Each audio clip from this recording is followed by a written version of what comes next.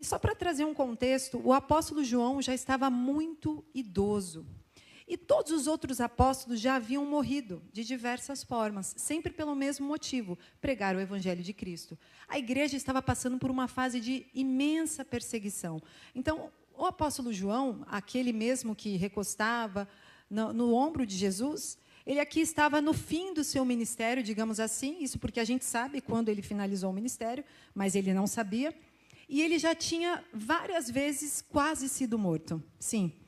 Tertuliano, que é um teólogo cristão do século II, disse em um dos seus escritos que ele foi lançado dentro de um caldeirão cheio de óleo quente. Sim, e não aconteceu nada com João, esse mesmo que escreveu as 7 igrejas. E aí, o imperador da época se chamava Domiciano. Domiciano falou, já que eu não consigo matar esse homem, eu vou exilar ele numa ilha. Ele pegou e baniu João para uma ilha chamada Ilha de Patmos. Então, lá ficou João.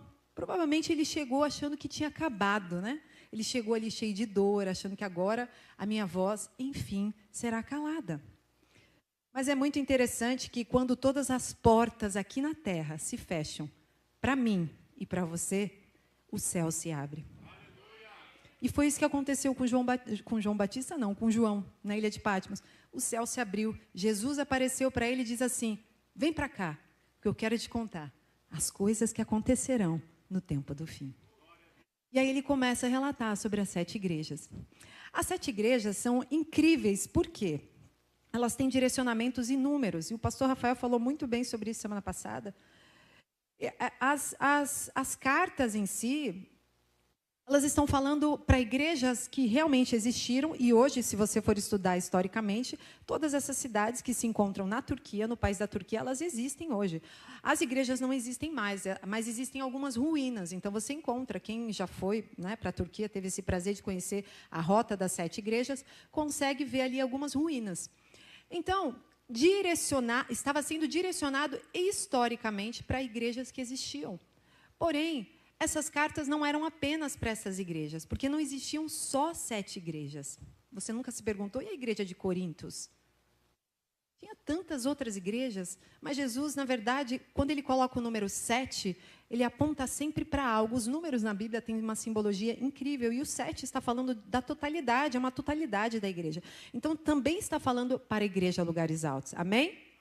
Então, ao mesmo tempo que aquela carta era direcionada pontualmente e historicamente para o que aquela igreja estava passando naquele momento, ela está sendo direcionada para nós hoje.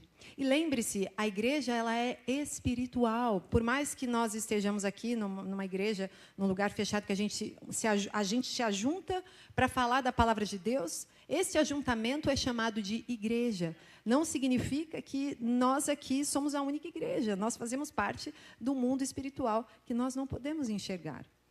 Então, João teve ali, no meio da sua maior dor de estar sendo exilado, depois de tantas tentativas de morte, ele teve a maior experiência com o sobrenatural. Então, eu começo a pregar a partir de aqui. Talvez você esteja hoje vivendo a sua maior dor, mas é na sua maior dor que o sobrenatural vai se manifestar. Porque quando nós estamos no tempo de mais tribulação, de mais provação, a gente sente dor. Mas Deus olha para você e sente você. Porque você não tem capas, você não tem mais algo que tapa você. Você começa a se abrir. E o Espírito Santo ele começa a entrar dentro de nós. E ali você consegue o sobrenatural. João tinha um dom. Talvez você, na sua dor, comece a descobrir o seu dom também. Talvez o Senhor comece a falar com você muito mais do que quando você estava ali, regozijando e super bem, e já no auge da sua vida, né? Cheio ali de tudo que você sempre sonhou. Talvez o Senhor coloque você em uma situação para que realmente Ele possa desfrutar da sua essência, que Ele fez você desde o ventre da tua mãe. E a gente passa a vida toda menosprezando essa identidade, né? Jesus vai e dá uma identidade para cada um de vocês no ventre da mamãe de vocês. Vocês nascem e vocês têm um chamado e uma identidade firmada diante do Senhor. E aí, a nossa vida toda, é igual cabelo, né? A mulher nasce com o cabelo ondulado, que é alisar. Aqui nasce com o cabelo liso, que é ondular. Já viu o japonês ondulando o cabelo? Gosta de fazer um permanente. Acho que Deus fica assim, eu mando a pessoa com uma identidade, Ela quer mudar para outra identidade. Aí a gente passa a vida toda tentando voltar para a identidade que Jesus mandou a gente desde o início. Mas a gente está lá, ó. A gente está lá, assim. Ai, Senhor, para que eu nasci? O que eu devo fazer? Eu não sei o que eu faço. Aí Jesus está falando assim, volta para a sua identidade. Eu te nasci para... Você nasceu para algo. Você está em outro lugar. E aí a gente, depois de muito ralar, depois de passar muita provação, a gente vai voltando, baixa a cabeça. Fala, realmente, Senhor, a identidade que o Senhor fez para mim é muito melhor do que a que eu achava que era boa. Eu lembro que eu orava por homens, quando eu namorava, ainda quando eu não era casada, eu tinha umas características que eu acho que Deus olhava e falava assim, essa menina não sabe bem das coisas. A gente pede umas coisas que o Senhor, acho que ele já olha lá na frente e fica assim, eu sei que aquilo não é bom para ela. Não vai vir desse jeito, vai vir diferente. Tanto é que quando eu conheci o varão, não tinha nada a ver com o que eu tinha pedido, gente. Fica aí a dica. Eu não sei porque eu estou tão assim, falando dele, né? Mas aqui é interessante que a gente às vezes pede do jeito que a gente quer. E o jeito que Deus quer não tem nada a ver com o jeito que a gente quer. E a gente olha e fala assim, é isso mesmo, Deus? É. Só que aí ele começa as confirmações. Deixa eu voltar aqui para a palavra. João escreve as 7 igrejas. E o terceiro direcionamento, o primeiro era para 7 locais, o segundo era para a totalidade, para lugares altos, e o terceiro era para as coisas que viriam no fim dos tempos, na próxima era, no fim desta era, no fim desta era.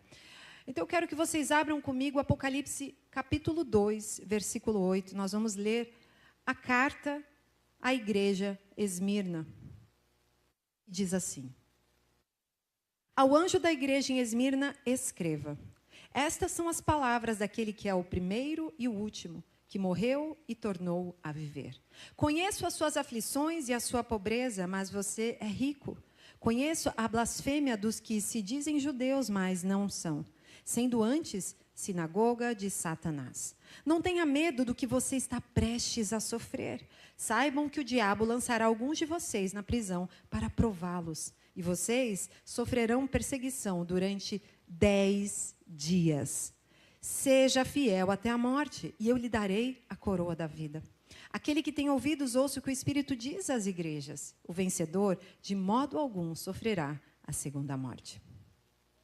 Esmirna, hoje, é a atual cidade de Izmir. Começa com I, lá na Turquia. Esmirna, na época, e ainda hoje, era um polo comercial, uma cidade muito populosa e muito rica. Porém, ao mesmo tempo que era rica financeiramente, ela era mergulhada em muita promiscuidade. Era uma cidade que adorava muitos deuses pagãos, então era uma cidade que estava totalmente mergulhada no pecado, mas não tinha muito o que reclamar porque estava muito bem financeiramente. Então, era como se ficasse enrustido o problema da cidade. Não sei se vocês estão entendendo. Esmirna também significa mirra, e mirra significa amargo. Esta igreja estava passando por muitas amarguras. A mirra é uma folha que também, além de ser amarga, tem propriedades medicinais. Olha que interessante. Foi um dos 3 presentes dos reis magos para Jesus no seu nascimento. Ouro, incenso e mirra. Você sabia que cada um deles tem um significado que aponta para Cristo? Ouro, o rei. Incenso, Deus. Mirra, a crucificação. Por quê? Porque mirra era utilizada para sepultamento e embalsamento. Então, eles espremiam aquela folha e eles colocavam no corpo de Jesus. Aquela história que a pecadora quebra o nardo puro e joga sobre Jesus, e Jesus diz para ela, não incomode-a, diz para Marta, não incomode-a. Ela está colocando sobre mim, ela está me preparando o meu corpo para o sepultamento, vocês lembram? Provavelmente esse nardo puro também continha mirra. Então aqui é interessante que essa igreja, mesmo passando por amarguras, ela não está recebendo nenhuma crítica. E deixa eu te perguntar, alguma vez, quando você passa por tribulação, você não reclama? A gente, em pouca tribulação, já está reclamando. E, normalmente, a gente reclama para as pessoas mais próximas, né? Quem conhece a gente mesmo são aqueles que convivem conosco no dia a dia, no seu trabalho, na sua casa. Quando você sai, é só sorrisos. Mas quando aperta mesmo o negócio, ali, o sapato aperta no calo, aí é que você dá aqueles... né? Jesus começa essa carta se autodescrevendo, e não só essa carta. Ele começa: ao anjo da igreja em Esmirna escreve. Esse anjo, igreja, era o bispo Policarpo. Quantos já ouviram falar de Policarpo? Tem até um filme de Policarpo maravilhoso. Se vocês procurarem lá no YouTube, vocês vão achar que conta sobre a história desse bispo. Ele era um pastor que foi considerado um mártir, e diz a história que ele foi queimado e as chamas não encostavam nele, no corpo dele. E pelas chamas não encostarem, ele foi transpassado com uma lança. Eles falaram: ué, mas esse homem não está morrendo? Eles falaram: ai, agora morreu. E ele morreu glorificando ao Senhor. E no último momento dele, como todos aqueles que iam ser mortos pelo imperador, o imperador falou assim: negue a Jesus agora e adore a mim. Ele falou assim: mas como que eu posso negar aquele que durante 80 anos esteve ao meu lado e nunca me deixou só? Então ele morre feliz, porque ele estava ali num ato de glorificação ao Pai. Então este era o anjo da igreja naquela época. Na Lugares Altos, o anjo da igreja é o pastor Rafael Bittencourt. Em cada igreja, em cada local, o Senhor levantará uma pessoa para que ele possa ser voz naquela igreja. É interessante que todos os outros inícios das cartas, Jesus coloca uma descrição. Ele não coloca toda a descrição, ele vai colocando em etapas, né? Então, em Éfeso, que o pastor falou semana passada, diz: daquele que tem as 7 estrelas em sua mão direita e anda entre os 7 candelabros de ouro. Lá na igreja de Pérgamo, diz assim: daquele que tem a espada afiada de 2 gumes. Vai acompanhando aí na sua Bíblia. Lá em Tiatira, Apocalipse 2,18 diz: do Filho de Deus, cujos olhos são como chamas de fogo e os pés como bronze reluzente. Na igreja de Sardes, ele se descreve assim, olha que lindo, ó, daquele que tem 7 Espíritos de Deus e as 7 estrelas. Na igreja de Filadélfia, diz: daquele que é santo e verdadeiro, que tem a chave de Davi. O que ele abre, ninguém pode fechar, e o que ele fecha, ninguém pode abrir. E na igreja de Laodiceia, ele se diz: estas são as palavras do Amém. Ele se chama de Amém. A testemunha fiel e verdadeira, o soberano da criação de Deus. Você deve estar se perguntando: por que Jesus não se descrevia por completo? Por que ele foi falando em etapas?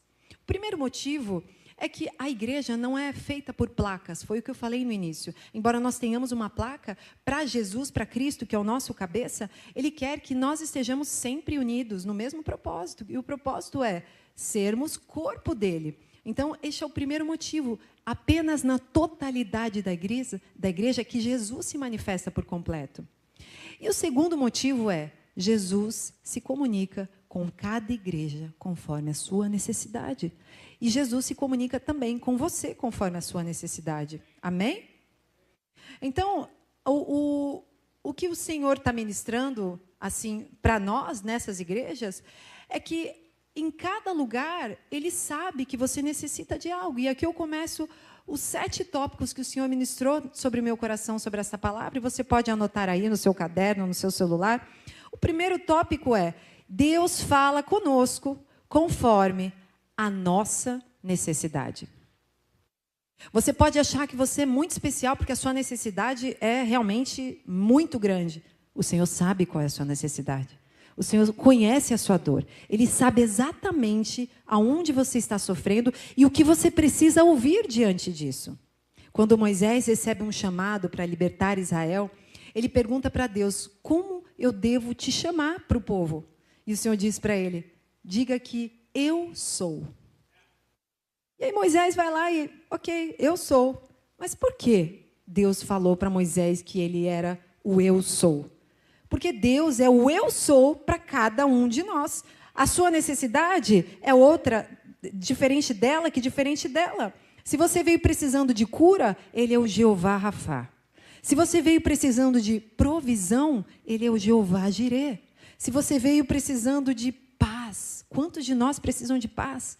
Você tem que clamar ao Jeová Shalom, aquele que traz paz. Então, para cada necessidade, o Senhor se manifesta de uma forma. Está fazendo sentido para vocês, igreja? Amém? Então, como ele se apresenta para a igreja de Esmirna? Daquele que é o primeiro e o último, que morreu e tornou a viver. Ele se apresenta como o Jesus ressuscitado. E olha que interessante. A cidade de Esmirna, historicamente, já havia passado por um tempo de destruição. A cidade havia sido destruída e depois havia voltado, havia ressuscitado. Jesus conhecia esta cidade. Então, ele começa a carta se descrevendo como Cristo ressuscitado para uma igreja que está dentro de uma cidade que também havia passado pela morte e ressurreição. Uau! É incrível como tudo o que o Senhor vai falar para você, ele já sabe a maneira que você vai entender. Por isso que Jesus se manifesta e fala conosco de diversas formas. Talvez a maneira como Jesus vai falar comigo não é a mesma que vai falar com vocês. Porque você entende de uma forma. É interessante que nós, nos relacionamentos, nós temos as 5 linguagens do amor. A maneira como você se sente amado e a maneira como o outro se sente amado, na maioria das vezes, não é a maneira como você se sente amado. E aí fica aquela luta. Nossa, mas ele não me ama. Não, ele te ama, mas ele te ama com a linguagem do amor que ele se sente amado. E Jesus, sabendo todas as linguagens de amor, ele sabe qual é a sua linguagem de amor. Então, quando você abre o seu coração, Jesus fala com você na sua linguagem de amor. Amém? Jesus ali está dando conselhos para a necessidade que a igreja passaria. O segundo tópico, anota aí com letras bem grandes, é o seguinte: Jesus se preocupa com as nossas dores. Sim. Ele se preocupa com as nossas dores. Ele é Deus, mas ele se faz homem para estar conosco em toda e qualquer situação.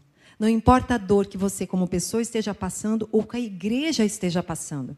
Porque existe um mover na atmosfera espiritual que ele pega toda a igreja de Cristo. Então, se você está em lugares onde a igreja, por exemplo, passa por perseguição, todos do corpo vão acabar sofrendo um pouco aquilo no mundo espiritual. Graças a Deus, não é isso que acontece no Brasil, né? Mas a gente tem lugares onde a igreja ainda é muito perseguida.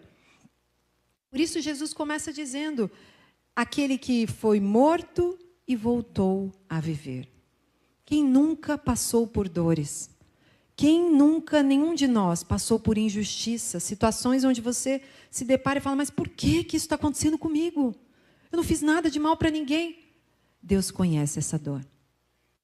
Muitas vezes nós viemos para a igreja por causa de uma dor. Não foi por causa que legal, eu estou aqui. Não, foi porque você chegou no fundo do poço.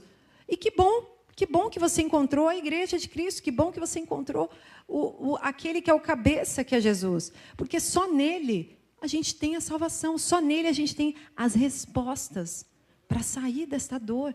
E para que enquanto a gente estiver na dor e na tribulação, a gente esteja sendo o tempo todo sustentado. E ao invés de estar reclamando, a gente esteja igual a esta igreja aqui, glorificando a Deus.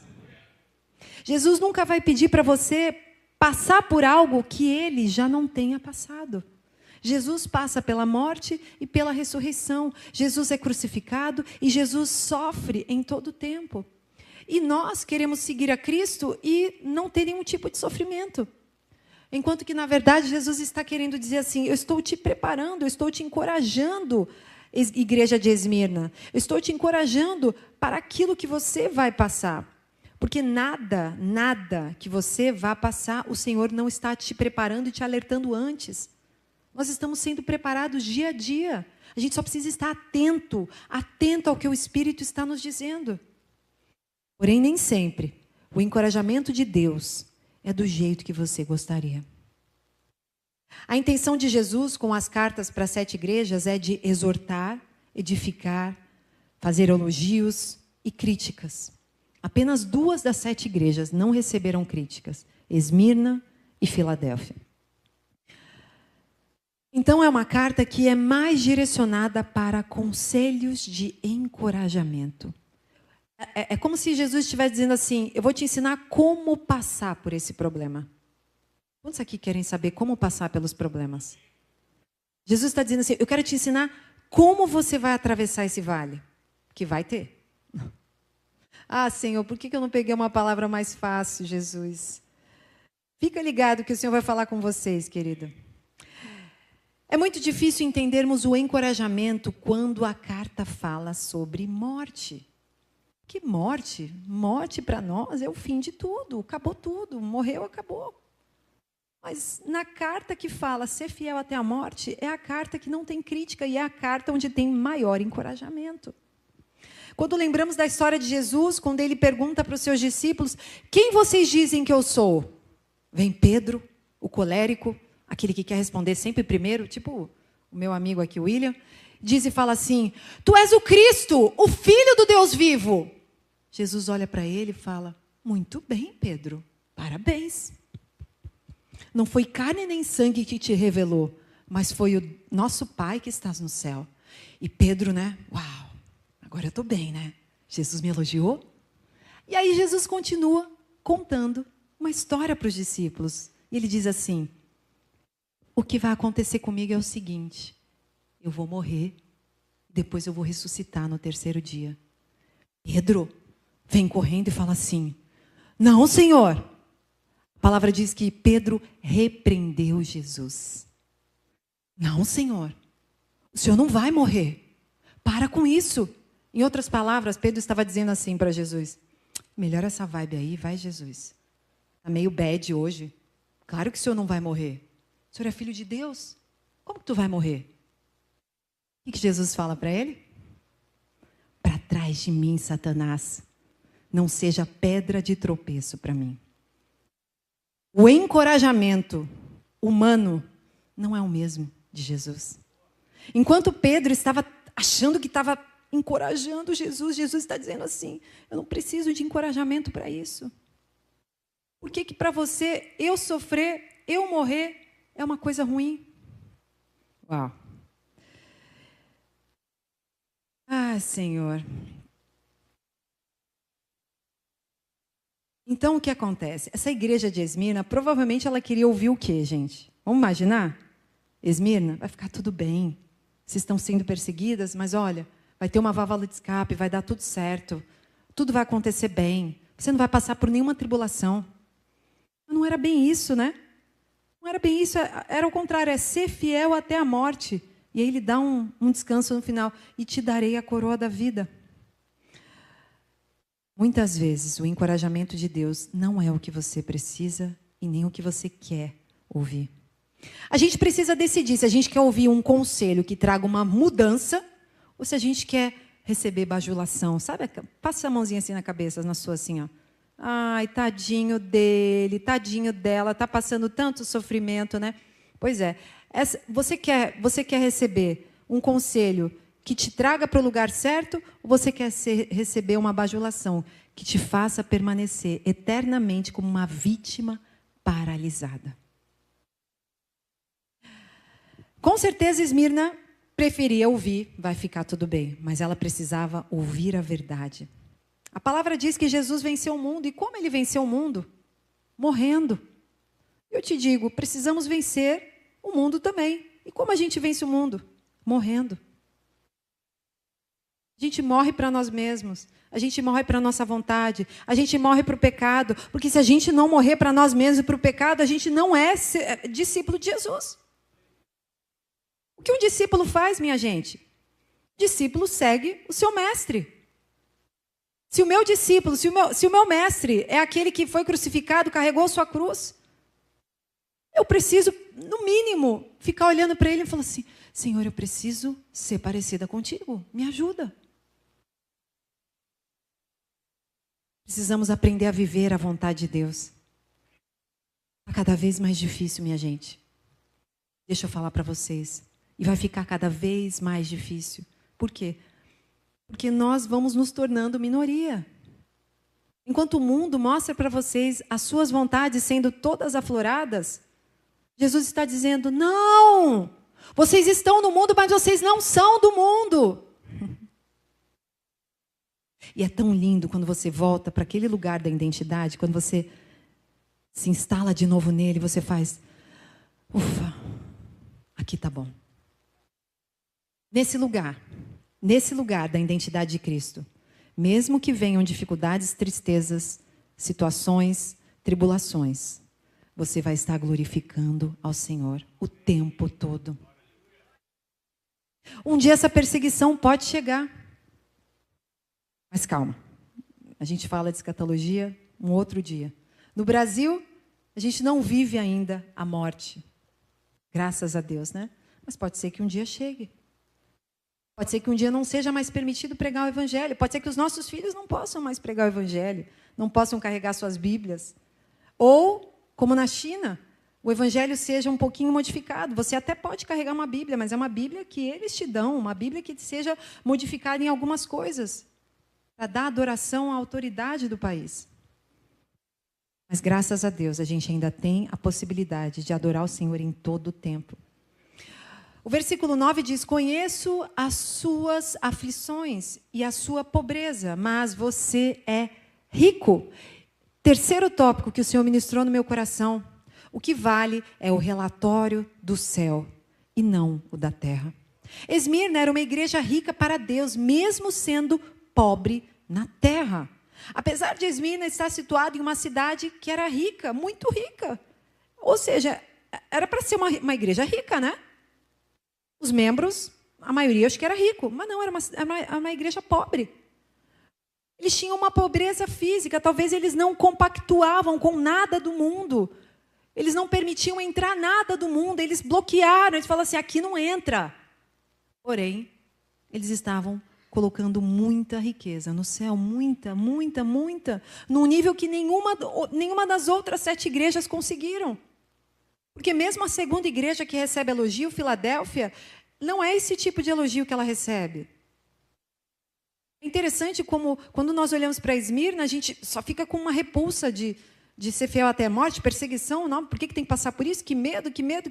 E é por isso que eu não leio Apocalipse, pastora Mari. Mas Deus está dizendo assim, mas eles leram e entenderam que não era apenas um sofrimento por si só, era um sofrimento que trazia mudança. Muitas vezes somos levados a correr atrás do vento, como diz o escritor de Eclesiastes. E quando a gente chega lá no final, a gente vai descobrir que nada adiantou acumular riquezas, acumular bens, acumular coisas e mais coisas e mais coisas. Chegar o dia que a gente vai estar face a face com o nosso rei, com o nosso pai, e o Senhor vai dizer quais foram os tesouros que você deixou aqui preparado. E o que quer dizer isso, gente? Quer dizer que eu tenho que olhar para Deus e falar, qual é a sua vontade para mim? O que eu preciso semear aqui na terra? A gente planta sementes que a gente não vai colher ainda, a gente colhe só na eternidade. Mas a gente quer plantar e a gente quer colher amanhã. E Deus está dizendo assim, existe um processo lindo, que é quando você planta uma semente e verdadeiramente ela está sendo semeada ali, por lágrimas. Você está cultivando com mais lágrimas, com oração, com propósito com Deus. Senhor, eu estou na motivação correta, Senhor? É isso, é aí que tem que estar meu coração, Senhor? O que eu faço com o meu dom, Senhor? O que eu devo... A gente sempre está olhando para Deus e falando, o que eu faço para te agradar? Deixa eu falar uma coisa para vocês, queridos. Quanto maior a renúncia da sua vida, maior vai ser a profundidade que você tem com Deus. Se você quer ser uma pessoa que ouve a voz de Deus, nossa, aquela pessoa ouviu a voz de Deus, uau, ela sonhou, aconteceu, nossa, aconteceu. Ok, vai olhar a vida da pessoa. Leva tempo, mas é lindo. E quando você entra neste lugar da identidade com Cristo, todo o restante não faz sentido. Não faz sentido mais ficar correndo, só buscando dinheiro. Agora, o dinheiro, ele é uma consequência de uma vida com Deus. Se você é diligente em tudo que você faz, se você não é uma pessoa preguiçosa, se você leva tudo a sério, acorda cedo, faz as suas coisas direitinho, tem as prioridades certas, o Senhor vai te abençoar. Amém? O restante é consequência. Deixa eu beber uma aguinha aqui.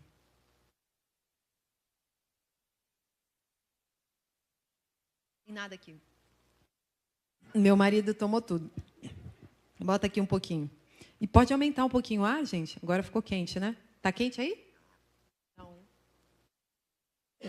Tá bom para vocês? Que para mim tá quente. O seu valor não está naquilo que você tem. Eu vou repetir. O seu valor não está naquilo que você tem. Para Deus, o seu valor está naquilo que você é. E o mundo é ao contrário. Para o mundo, o seu valor está naquilo que você tem e não naquilo que você é. Porque o que você é pode ser enrustido.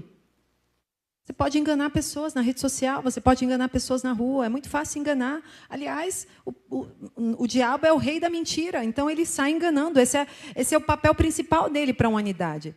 E quando nós vivemos com sinceridade, muitas vezes a gente não agrada o mundo, mas para o Senhor a gente está agradando. Mateus 6:33. Abre aí a sua Bíblia. Mateus 6:33. Diz assim. Obrigada, William. Obrigada.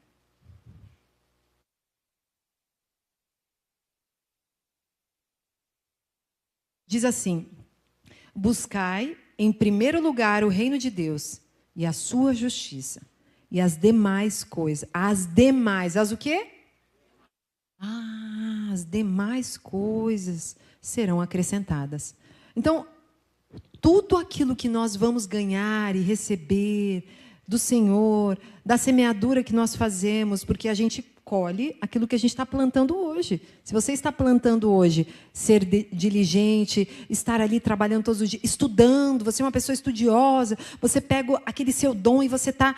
Eu descobri que eu tenho dom. Por exemplo, eu tenho dom para tocar piano. Eu vou estudar piano, estudar todo dia. Marca no relógio o tempo de estudo. E aí vai chegar uma hora que você vai colher o seu progresso. E no reino de Deus é a mesma coisa. Quando a gente busca em primeiro lugar fala de prioridade. A prioridade em todas as áreas é sempre buscar o reino de Deus. E aí, além de conhecer as aflições da igreja de Esmirna, Jesus também conhecia todas as pressões que eles estavam passando. E aqui vem o quarto tópico, anota aí no seu caderno, que diz assim: quanto mais aperta, mais perfume exala. Quanto mais aperta, mais o óleo da cura sai da sua vida. Esmirna, como eu falei anteriormente, significa mirra. Mirra é uma planta com cheiro muito forte. Quando espremida esta planta, ela exala um perfume muito forte. E além dela exalar esse perfume muito forte, ela também sai dela um óleo de cura, como eu falei, para embalsamento, para sepultamento, ela é antisséptico, tem características medicinais. Então, como a mirra era espremida, quando ela era espremida, ela gerava este perfume e este óleo. Esta igreja de Esmirna estava sendo espremida pelo Império Romano, atacada pelos falsos judeus que pertenciam à sinagoga de Satanás. Ou seja, a sinagoga de Satanás, eles eram os próprios enviados do diabo, porque o judeu era aquele que era para estar apoiando a igreja, que afinal de contas Jesus é judeu. Então, era para eles estarem ali junto com a igreja, mas, pelo contrário, eles estavam sendo utilizados pelo próprio Satanás para ir contra a igreja. Ou seja, mesmo com todas essas dificuldades, Esmirna estava produzindo um perfume de adoração e fidelidade. Meu Deus! O resultado desta prensa, ela vai trazer em nós um óleo que, além de curar as suas feridas, vai curar a ferida do seu irmão. Então, talvez o Senhor está permitindo você passar por uma situação, por um lugar onde você está sendo pressionado, onde você está sendo apertado, porque quando você recebe a cura, quando você recebe este óleo, você transborda este óleo para os outros que estão ao seu redor. E é assim que nós somos usados no reino de Deus. Então, que nós possamos encontrar forças para adorar, mesmo quando estiver doendo.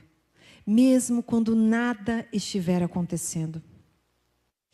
Mesmo se tudo aos nossos olhos naturais parece estar dando errado, no mundo espiritual, quando nós adoramos, é como se um ambiente estivesse se formando de gratidão. Sabe aquela história do copo, da parte cheia e da parte vazia? A gente sempre vai ter nas nossas mãos um copo. Sempre vai ter uma parte cheia e uma parte vazia. Sempre. A gente pode focar na parte cheia e valorizar essa parte cheia, engrandecê-la, estudar mais para melhorá-la. Ou a gente pode olhar só para a parte vazia, ficar olhando para a parte vazia a vida toda. Mas eu queria ter isso. Seria tão bom se eu tivesse isso. Nossa, se eu tivesse esse dom igual dele. Meu Deus, como seria bom se eu pudesse. E Deus está falando assim, olha para aquilo que eu dei para vocês. Olha para aquilo que vocês já têm em mãos. Utilizem. Saiam. Coloca para fora a essência que o Senhor colocou em nós. Cristo nos deu o Espírito Santo para nos ajudar. E eu quero te dizer, Deus tem um compromisso com você. Mas esse compromisso não é te dar conforto. Não é. Mas é fazer com que você seja parecido com Jesus. Nem que você tenha que morrer para isso. Não seja enganado por outro evangelho que tira de nós a responsabilidade da cruz. Todo e qualquer evangelho que tira de nós essa responsabilidade, ele não vem do Senhor. É anátema, não é de Deus para a nossa vida. A palavra tribulação, além de vários significados, ela tem um significado que é chacoalhar. Então, se você está passando pela dor, você está sendo o quê? Chacoalhado. Se você está passando por uma tempestade, você está sendo o quê? Chacoalhado. Passando por pressão, por tribulação, por dias maus, chacoalhado. Olha que interessante. Se você chacoalhar uma folhagem, uma árvore, sempre cai algo dela, não é mesmo? Toda vez que você é chacoalhado, alguma coisa cai de você. Então, às vezes, você precisa ser chacoalhado para as coisas ruins, as folhas velhas, as antigas, os frutos que já estão podres, caírem de você. Se não for chacoalhado, não cai, fica ali atrapalhando, entrar um novo fruto, entrar uma nova folhagem. No seu sofrimento e na tempestade, você deixa coisas para trás. Abra comigo Mateus, capítulo 7, versículo 24. E eu estou caminhando para o fim. Mateus 7, versículo 24.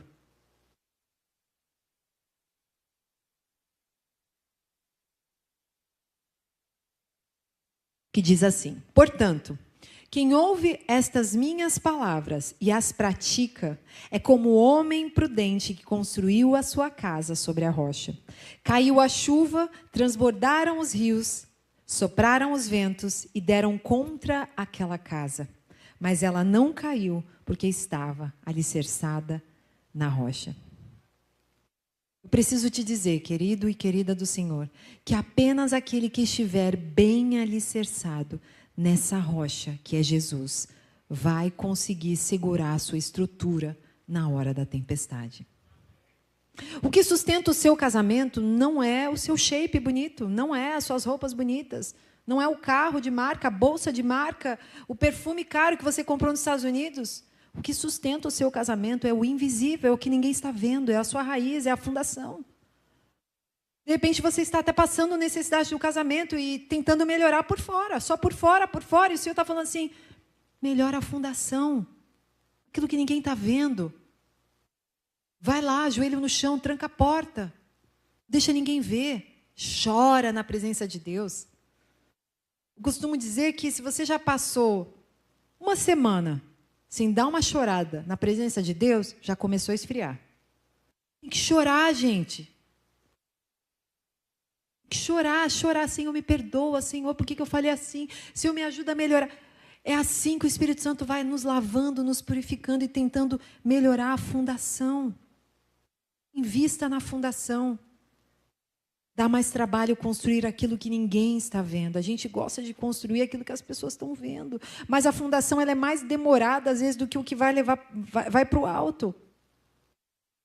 A gente vê quando está crescendo. Eu lembro daquela obra ali do Guanabara. Ficou um tempão aquela placa. E os meus filhos, mãe, aqui vai ter Guanabara. Mãe, vai ter... Toda vez que passava ali, eles falavam a mesma coisa. E demorou. De repente, começou a construção para cima. Foi rápida. Eu falei, gente... Parece que demorou mais para construir para baixo que para cima. Uma vez, eu não sei se tem engenheiros aqui, uma pessoa que trabalha com fundação falou para mim, não, o tempo da construção para baixo, dependendo da obra, é muito maior. Porque se não for bem fundado, não segura a obra. Vai bater uma tempestade, vai furar, vai cair uma água. Já era. E a mesma coisa para nós. As nossas raízes precisam estar aprofundadas. A gente precisa investir menos em coisas superficiais, coisas fúteis, e mais nesse profundo. O que você precisa hoje renovar com Cristo? Comece a pensar o que está lá dentro, invisível, naquele quartinho escuro. Senhor, eu quero te entregar este quarto escuro. Eu quero te entregar essa minha limitação. Eu quero te entregar esse pecado que está me atormentando. Entrega para Ele, porque se você não entregar, ninguém acessa essa salinha. E o Senhor, Ele é tão gentil, o Espírito Santo é tão gentil, que Ele não vai tirar nada de forma brusca. É isso que às vezes as pessoas não entendem. As pessoas falam assim, mas por que não muda? Não muda porque não quer. A mudança está na palma da sua mão. Você escolhe se você quer mudar ou se você quer permanecer. A questão é que quando a gente não muda, a gente colhe a falta de mudança. O que te segura não é o visível. Aprendam isso de uma vez por todas. O que te segura e te faz ficar inabalável é o invisível. Porém, as raízes firmes e profundas vão trazer frutos saudáveis, frutos que geram vida, frutos que trazem saúde. Por que será que Deus permite que nós passemos pelas tribulações? E aqui eu fiquei perguntando isso para Deus, Senhor, por que o Senhor permite isso? E o Senhor falou claramente nos meus ouvidos, excesso de segurança, Mariana, pode gerar uma espiritualidade rasa. Vou repetir, excesso de segurança pode gerar em nós uma espiritualidade rasa, instagramável. É para rede social, estou sorrindo, mas eu mesmo não tenho história com Deus. É interessante que Deus não tem netos, eu sempre falo isso. Deus só tem filhos. Então, aqueles que nasceram com pais extraordinários também vão ter que encontrar o seu lugar na identidade em Cristo. E é interessante que muitos, às vezes, ficam na sombra dos seus pais, né? Muito tempo. Nossa, mas minha mãe é uma mulher de oração, meu pai é uma mulher de oração, e nunca chegam naquele lugar, porque não batem no peito e colocam, não, a responsabilidade é minha, eu que preciso ir para aquele lugar. Excesso de segurança pode gerar uma espiritualidade rasa. Você está ali parecendo que é espiritual, parecendo que tem intimidade, mas o verdadeiro óleo só vai sair da sua vida quando você for pressionado. E é duro isso para nós, né? Quinto lugar. Só quando saímos do conforto é que buscamos mais profundidade. Lembra quando Jesus vem andando sobre as águas no meio da tempestade? De novo, o nosso querido apóstolo Pedro, o colérico. Pedro está ali perguntando para Jesus, Jesus, como é que eu faço para ir até você? Como é que eu faço para chegar aí? E Jesus diz assim, saia do barco. Saia e venha até mim, venha, saia desse barco. Jesus quer tirar Pedro do barco, do conforto, do nível que até então ele estava no nível do barco. Qual é o nível do barco? Os meus pés estão no chão. Qual é o nível da água? Eu não tenho onde pisar. Jesus está dizendo hoje para nós, eu quero que vocês saiam do barco. Talvez você não fique tão seguro financeiramente, talvez o Senhor não permita alguns de vocês estarem financeiramente no nível que você gostaria de estar, porque senão o seu barco vai ser o seu dinheiro. Talvez você nunca será super seguro emocionalmente, porque o seu barco pode ser o relacionamento com você mesmo. Eu sou tal. O orgulho pode te consumir. Você não precisaria de tanta fé para andar sobre as águas e viver o sobrenatural. algumas lutas que passamos são necessárias justamente para nos levar para este outro nível. Eu quero ir para o outro nível, mas eu quero continuar vivendo as mesmas batalhas. Jesus dá um conselho incrível para essa igreja. Não tenha medo do que você está prestes a sofrer. E aqui vem o 6º tópico, que diz assim: a tribulação é passageira, mas a recompensa é eterna. Eu vou ler com vocês o versículo 10, que diz assim: saibam que o diabo lançará alguns de vocês na prisão para prová-los. E vocês sofrerão perseguição durante 10 dias. Durante 10 dias. Ser fiel até a morte, e eu lhe darei a coroa da vida. Esses 10 dias realmente aconteceram historicamente, e esses 10 dias de tribulação também apontam para a grande tribulação descrita no Apocalipse. Mas aqui eu não vou falar nem historicamente, nem de escatologia, mas é bom que vocês saibam que existe as duas menções, falando de maneira simbólica. Mas aqui eu quero falar que 10 dias, ele tem início e ele tem fim. Jesus de novo está dando mais um número dentro das igrejas, e ele está dando o número 10, ele está dizendo assim: a tribulação vai acontecer, igreja de Esmirna, mas ela tem dia e hora para acabar. Mas a recompensa é uma coroa para a eternidade. Então, ao mesmo tempo que ele está dando a notícia de algo ruim, ele está dizendo: vai acontecer coisas ruins, igreja, mas vai passar. Mas a coroa que eu tenho para você, se você for fiel, vai permanecer por toda a eternidade. 1 Coríntios 15, 19 diz: se esperamos em Cristo só nesta vida, somos os mais miseráveis de todos os homens. Eu vou repetir: se esperamos em Cristo só nesta vida, somos os mais miseráveis de todos os homens. Nós não podemos esperar apenas Cristo na vida que nós vivemos. Nós somos cidadãos do céu. Nós esperamos Cristo na sua eternidade, quando moraremos com Ele por toda a eternidade.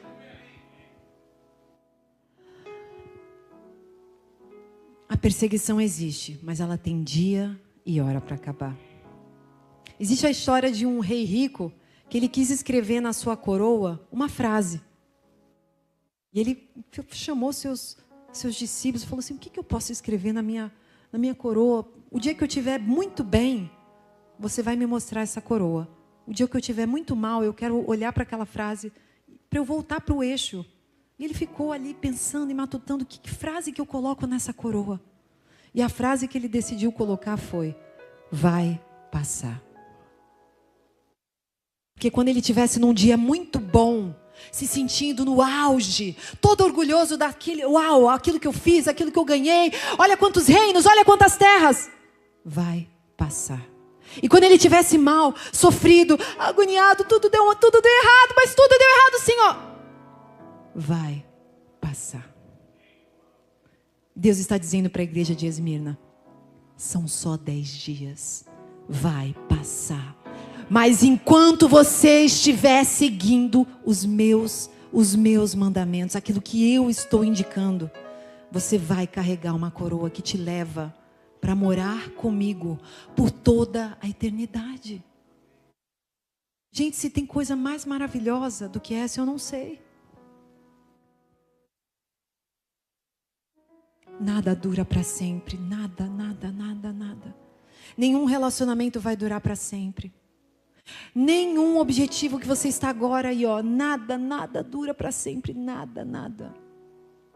E quando nós temos essa consciência de que o que nós vivemos agora é tão pequeno perto da eternidade, é um kairos, é um tempo que a gente nunca vai conseguir contar. Quando a gente olha para este tempo, a gente fala: Senhor, por favor, me faz enxergar como o Senhor enxerga a eternidade. Me faz enxergar como o Senhor me vê na eternidade. Me faz enxergar como o Senhor será no milênio, quando nós estivermos com Cristo reinando lá do Monte de Jerusalém, e a gente servindo a Ele, e uns servindo os outros, onde o pecado não haverá mais, onde não haverá mais mortes, onde não haverá mais um querendo passar a perna no outro, não. Onde a gente vai voltar para o primeiro propósito de Deus, que está lá em Gênesis, que era no Jardim do Éden, onde Deus tinha o nosso relacionamento direto, a gente falava direto com o Pai. Quando precisasse de um abraço, Senhor, eu estou precisando de um abraço, Senhor, me dá um abraço. Quando precisasse de encorajamento, vai lá que você vai conseguir, vai. O Senhor quer que nós voltemos para a nossa identidade. Essa identidade está se perdendo na igreja de Cristo e o Senhor está chorando pelos dele. O Senhor aguarda o arrependimento de cada um de nós. Deixa eu te explicar uma coisa, não existe nível para não ter arrependimento. Não existe nível espiritual que você não precise de arrependimento.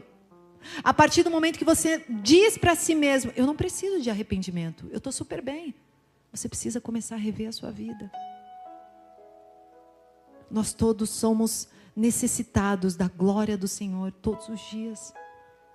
E eu finalizo aqui com o 7º tópico que diz: receberemos uma coroa incorruptível se chegarmos no final. Jesus termina prometendo uma coroa da vida.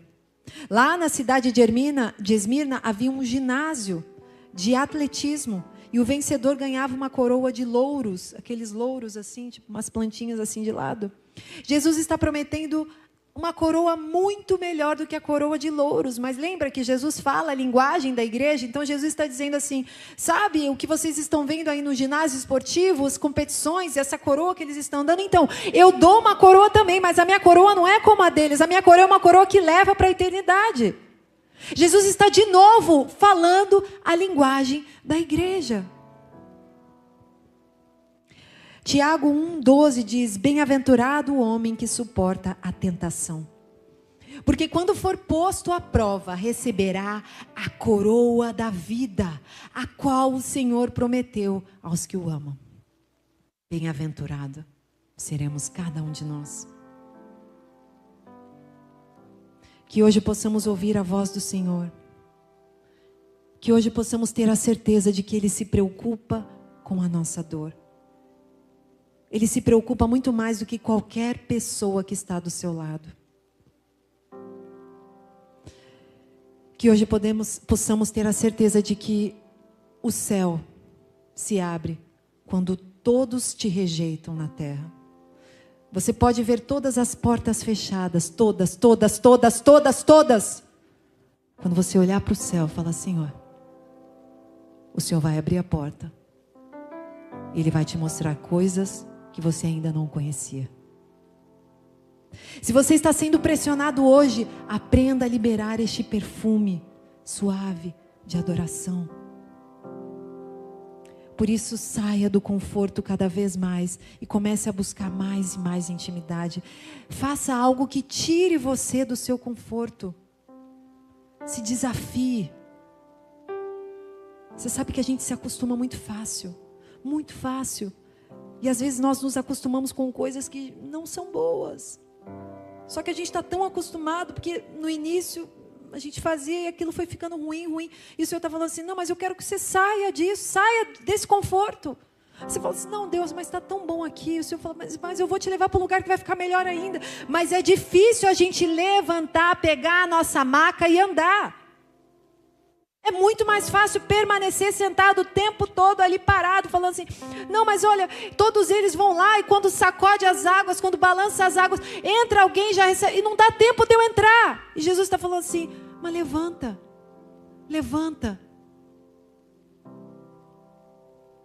Eu acredito que hoje o Senhor, Ele quer uma mudança, uma metanoia para todos nós.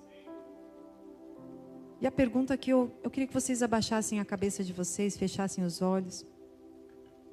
Eu quero que você se pergunte agora: se Jesus voltasse hoje, como você estaria o aguardando? Se Jesus viesse hoje até você, feche os teus olhos. Imagine que agora Jesus venha até você. Imagine Ele vindo e olhando para você com os olhos como fogo e te perguntando: Meu filho, minha filha, o que você tem feito? O que você tem feito com o chamado que eu te dei? O que você tem feito com aquilo que eu tenho te dito todos os dias? Talvez você precise hoje dizer para Ele: Senhor, me perdoa. Ou talvez você precise dizer: Senhor, me ajuda, me empurra, porque eu não estou conseguindo andar para frente. Mas diga algo para Ele. Diga algo para que Ele possa acessar o seu coração. Apocalipse 3, versículo 20 diz: Eis que estou à porta e bato. Se alguém ouvir a minha voz e abrir a porta, entrarei e cearei com ele e ele comigo.